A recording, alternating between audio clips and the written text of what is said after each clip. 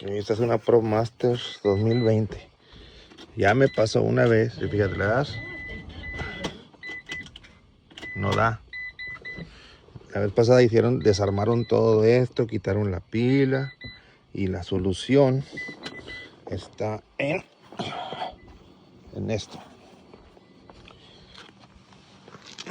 Por abajo. Aquí abajo. Ay, güey. Está el motor de arranque. De hecho, le pusieron eso. Pero tengo que mandar a pedir. Ay, güey. El arnés. Y es este arnés que está aquí. Es este. Entonces, nomás lo mueves tantito. Lo giras. Es este. Por si no se ve bien, porque como estoy acá abajo metido, no se ve.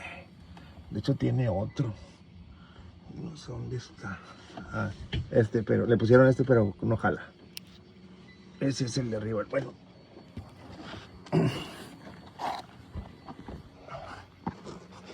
No quiero editar el video.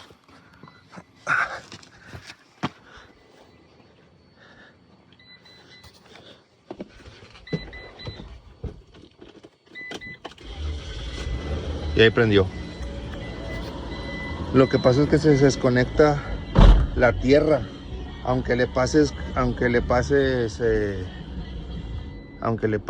corriente, checas la pila, todo te va a marcar que la pila está bien y todo. Es la tierra la que se zafa. Espero que les sirva.